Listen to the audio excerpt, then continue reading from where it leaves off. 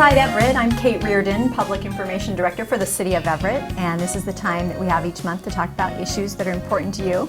And today, our guest is Officer Aaron Snell with the Everett Police Department. Good morning. And we're talking about how to be safe on the streets. So let's talk a little bit about traffic patterns and how people travel through maybe school zones, for example. Okay, will do. School zones are very important for us because we have a lot of children in those areas, especially with school coming on soon. And so we do have a lot of enforcement out there, in particular for speed. But one of the ways that you're going to know that you're in a school zone is that there's going to be a lot of kids. It's pretty important. As well, they're going to have a lot of flags, signs, flashing lights here in the city of Everett. And so you'll know that you're in a school zone. It won't be a big surprise. But the biggest indicator of school zones is the 20-mile-an-hour speed limit zone. So that's going to start before the school zone. It's going to go all the way through it. And then as well, it's going to, after the school itself, it's going to continue on. You got to make sure that you're going 20 miles per hour. What happens if you're going faster? Well, there's a lot of enforcement officers out there, and they are actually enforcing the laws now very closely. So we're doing a lot of school zone emphasis patrols, and so you will get pulled over and you will get an infraction written for you. And as a reminder, fines are double in a school zone, especially with the traffic. So it's really more of a safety issue versus just trying to make money, as most people think, but we're really trying to slow people down. Speed is a key indicator when it comes to hurting kids, and so we're slowing people down. That way the kids have a chance. Well, and especially around elementary schools, kids, if they're walking in groups or if they're walking alone, they're really not paying attention, right? I mean, yes. It's unfortunate, but it's true. Especially when you get around the younger kids, what happens is, you know, they're focused on getting to school. They're kind of living their daily lives, and as they get closer and closer to school, they're getting excited. They may see a friend or two up ahead, and they're crossing where they're supposed to cross, and unfortunately, some of these kids will just dart out. And as drivers, if we're not paying attention, it's going to be really tough to hit the brakes in time, especially if we're going over that 20 miles per hour. It takes quite a bit to stop a vehicle when you're going faster. So it's really important that we pay attention. You know, the texting, the driving, the speeding, all those things in a school zone. I mean, we should really focus on making sure that our kids are protected. And what about kids, and how old should they be before they should be crossing the street alone? You know, it's really, every kid's a little bit different, but we really believe that, you know, elementary school kids, they should really have help crossing the road. If at all possible, make sure that, you know, when you drop your kid off, you drop them off on the correct side of the street. That way they don't have to cross the street by themselves. Make sure that if you're not with your child, make sure that they use the actual crossing, the crosswalks and the crossing guards. That's what they're there for. But really, elementary school kids, they have a really tough time following those rules, those real simple, basic rules, because they forget. You know, when it comes to middle school and high school, the kids seem to do quite a bit better, and they're a little bit safer. Mm-hmm. And we do have quite a few busy roads in Everett. I mean, let's change the subject a little bit and just talk about crosswalks in general. But, you know, Broadway Avenue, Evergreen Way, you know, we often see people just crossing randomly at different places. So what should we be watching out for as drivers during those times? Yeah. A lot of times people are crossing the road, and as I'm driving my own personal car, or sometimes the car that I'm assigned to, I drive along, and people get angry when people are crossing what they feel to be, you know, middle of the road with no crosswalk. We do have areas that are non-marked, so an unmarked crosswalk, and those are really at intersections. So anytime there's an intersection, really pedestrians have the right of way to cross those roads. Now, the rule of tonnage states that, well, you may have the right of way if you get hit by a car, the pedestrian is going to lose, but really the pedestrian does have the right of way in unmarked crosswalks at intersections. But really, when we talk about large roads and public safety, we should be going down and using the marked crosswalks, and in most cases, those are at signal lights. That way, the drivers have the opportunity to see the reds and the greens and all that, and they can come to a complete stop, and the pedestrian theoretically can walk across in relative safety with the signals. And in Everett, we do have some unique and interesting crosswalks. You know, we've got the countdown crosswalks. We've got crosswalks that actually are audible and have sound that are associated with them. So hopefully, just the more attention that brings to the drivers and the pedestrians, the safer that they're going to be. Oh yes, anytime you use a crosswalk, your odds are dramatically increased that you're going to be able to safely cross the road. Make sure that as you're crossing or before you cross, you get eye contact with the drivers. That way you have that, you know, that relatively short relationship with them of, hey, I'm crossing the road here, and they recognize you. Like I was saying before, a lot of times people are on their texting and they're talking on the phone, those types of things, which, you know, they're not supposed to be doing. It distracts drivers, and that's when we have the accidents. Mm-hmm. Let's talk a little bit, before we switch subjects altogether, let's talk a little bit about bike safety for kids, helmets, pads, those kinds of things. We are getting ready to go back to school. The kids are going to be in school before we know it, and they're probably going to be riding bikes and maybe taking skateboards and things like that. What do they need to be prepared with before they get out on that bike? Well, no matter what, we really want them to wear a helmet. I mean, protecting the noggin is really important. And when kids fall down and they hit their heads, it's a bad thing.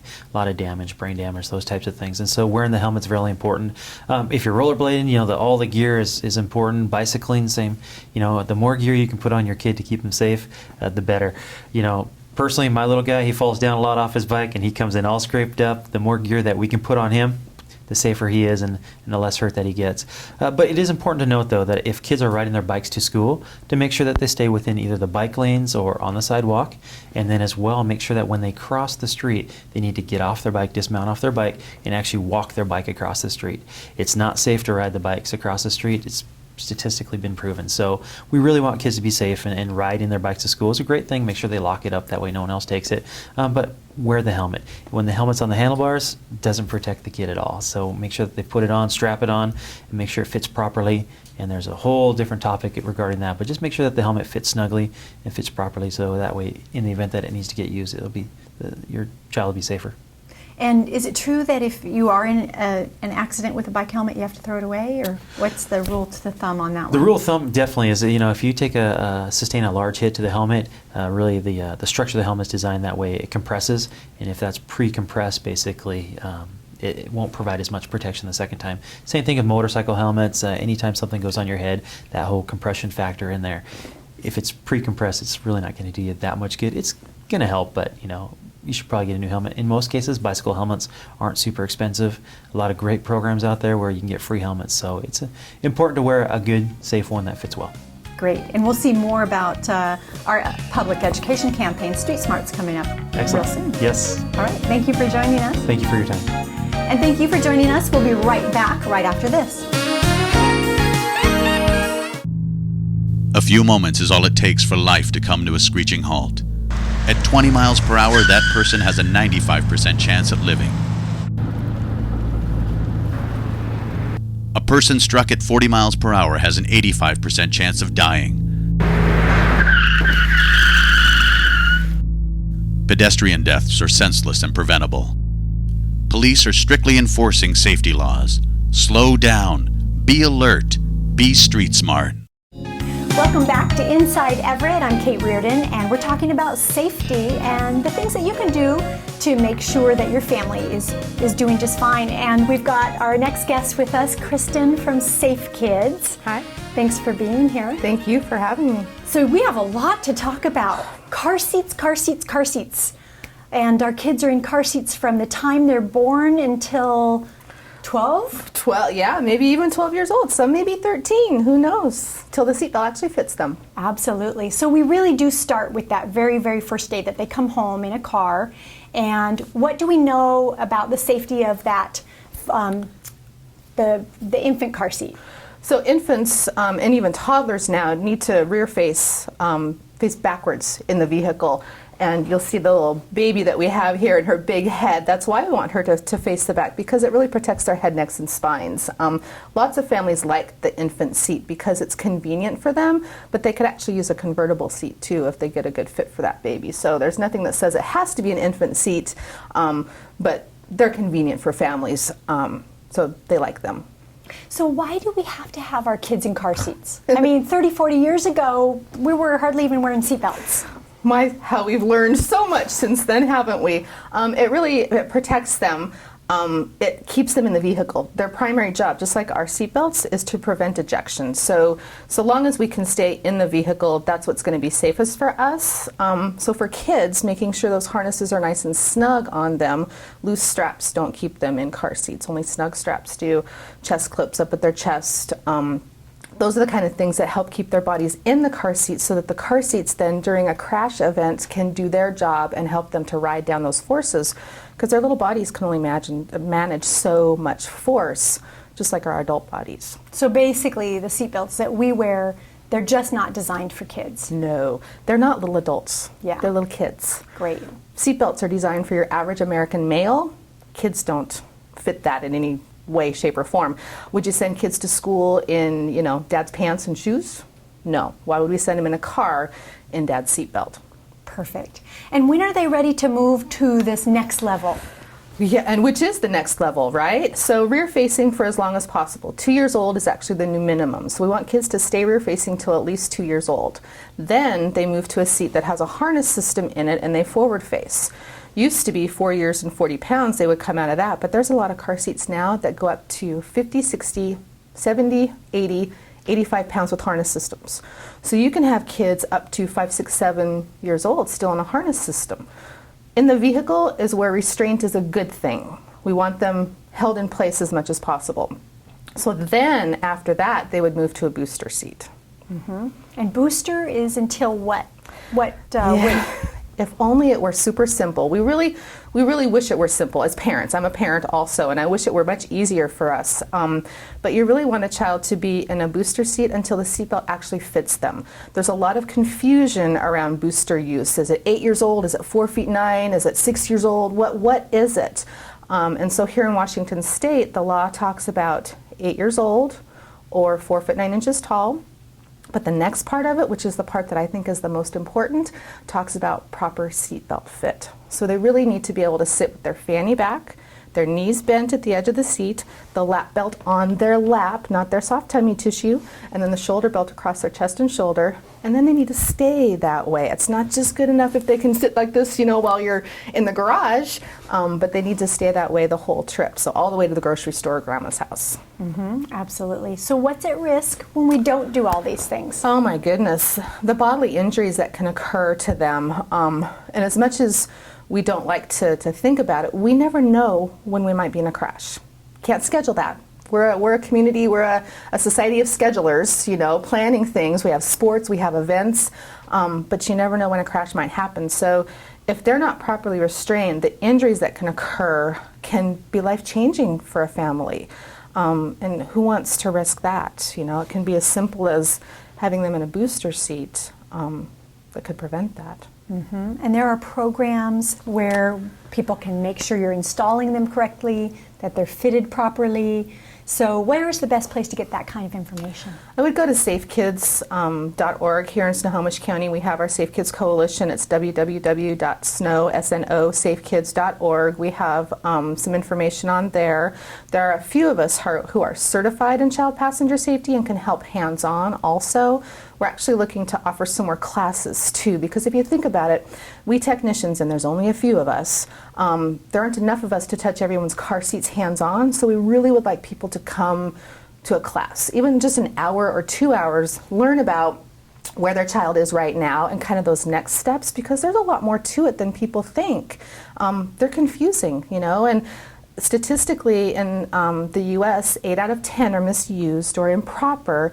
Here in Snohomish County, it's more like 98 to 99%. So we really, really want people to have the correct information so they can have their children as safely restrained as possible in their car. Most of us think we're doing it right, but we're not. And we are really talking about our most precious cargo, aren't we? Yes, we are. These are our babies, our kids, sorry, not just babies, but the kids too. And that's something that kind of reminds me, and a lot of kids, I don't want to be in baby seats. You get those older, 6, 7, 8-year-old kids, and then even the kids beyond that, who none of their friends are in booster seats. And that's where we as parents have some hard choices, but this is their safety. So you kind of have to, there are some non-negotiables when it comes to that. Great. Well, thank you for being here today, and thanks for showing us all of this great information. Thank you for having us. Well, thanks for joining us. Stay tuned. We'll be right back with the Everett Rain.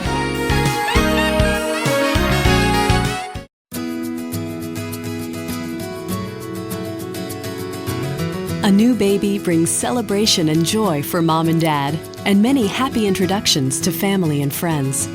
Everybody wants to see the baby and hold and cuddle our new little one. Of course, our baby's beautiful. But all that contact can also be dangerous because of pertussis, also known as whooping cough. Pertussis is a highly contagious disease that spreads like a cold. It can cause seizures, brain damage, and even death in infants. 75% of babies who get pertussis get it from a family member who has it. Most adults do not know they have the disease. To them, it may seem like a mild cold or cough, but pertussis is very dangerous to infants. That's why I asked everybody who's going to be around our baby to get a Tdap vaccine, even the babysitter.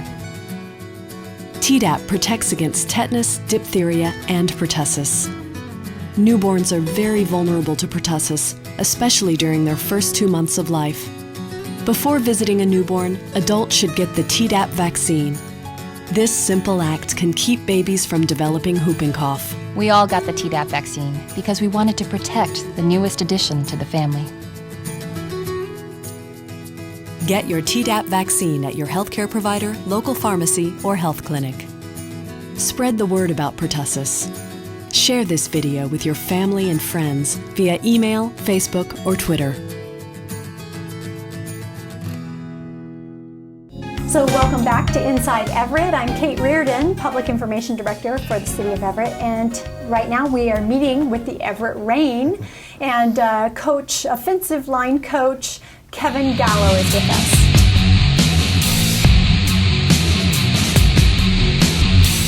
Hi. Hey, thanks for being here. So what is the Everett Rain anyway? Everett Rain is the women's professional football, outdoor football, full gear, full tackle, just like men's professional football. So basically everything that you would see the Seattle Seahawks doing, you might see these women doing as well. Correct, yep. So how does a city like Everett get a team like the Rain? The owner and head coach Billy Russo was coached down in Seattle for the Seattle Majestics, 2007, 2008-ish. Took that team to the national championships. Quit coaching down there, moved down to this area down here, was coaching high school football, middle school football, and had passion. Said I need to start my own team. So he started a team, went around, round up some ladies, and here we are. Great. And so you're going to be starting your first season here in Everett. Correct. Playing at the Everett Memorial Stadium. Yep. And so what can we kind of expect when the Rain gets going? The Rain's going to be very exciting. These women have so much passion for football, it's unbelievable. It's going to be exciting. It's going to be something that you're all going to want to remember. Absolutely. And the colors are green and white. Correct. And your mascot is? Is a knight. So it's kind of like the medieval type deal. Okay. So. Great, great. So would we expect some of the women players to put the black under their eyes Yes, and you things will. like You will that? see them do that. Okay. There's all different kinds of characters on the team. Oh, characters. Yes. So what does that mean? There's the sweet mom. There's the crazy ladies. There's the the ages are from 18 up to 40 years old. So there's all different kinds of different ladies on the team. Very fun. And you yourself played football for many years. Yes, so I did. You've got a football background. Yep. And what position? Center and nose guard. Okay. Yep. And I understand pretty much your whole family's in the biz, right? They are. My son plays. He's played since he was 5. My wife plays. She started out playing for a fundraising game for my son, and then said, hey, I love the game, so I want to go play professional football. So here we are. Excellent. Very fun. So what kind of offense are you putting together for this season? Billy's putting together a very exciting offense. It's a little complicated, but it's professional football, so that's what you got to do.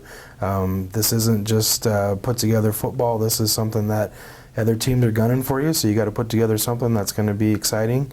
It's not going to be just your ordinary football. Mm-hmm. And most of the players, are they from Snohomish County? No, there's players all the way down from Seattle all the way up to Burlington. Mm-hmm. And how many games are typically in a season? 6 to 8. 6 to 8 games? Yeah, we'll have 4 preseason games, and then we'll start our season. We already have 2 preseason games coming up in March against Utah and Las Vegas. So we're going to be seeing teams from really the West Coast in this league? Yes, they're from all around the country. Mm-hmm. And what happens if you have a perfect season or a near perfect season? They have the Super Bowl. It's down in Texas. So we'll all fly down to Texas and play the game, and we'll win because we're going undefeated this year. Oh, I love it. And what is the name of the league? IWFL, Independence Women Football League. Excellent. So we're going to catch you coming up here just this fall and winter and checking out what the Everett Rain has to offer. Yep, it's going to be a blast. Great. Thanks, Kevin, for being with us. Thank you. And we'll be right back with one of the Everett Rain players who's going to talk a little bit about being on the field.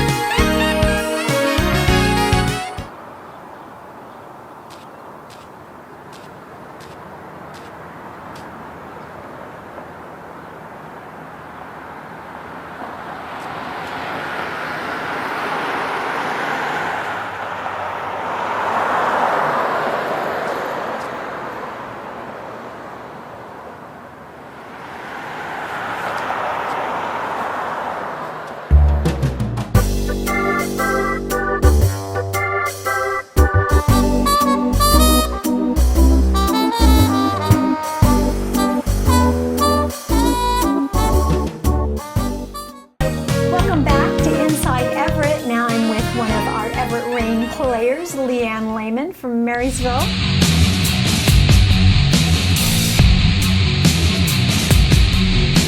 Hey, it's great to have you here. Thank you. So just before the show, you were telling me that you're a bookkeeper. Yes, I'm a bookkeeper for a local sheet metal fabrication company out of Monroe, and that's been there about 9 years, so it's a fun little business, but... Good. So how does a bookkeeper become a tackle football player? How does that happen? Well, my son, he's 14 now, but he went from playing soccer and he needed to go to the next level and couldn't do that, so I said, well, let's try football. Well, I was nervous for him, didn't know what to expect because he's tiny. First year junior, he was only 54 pounds. So Lakewood, where I played, they started a powder puff football team.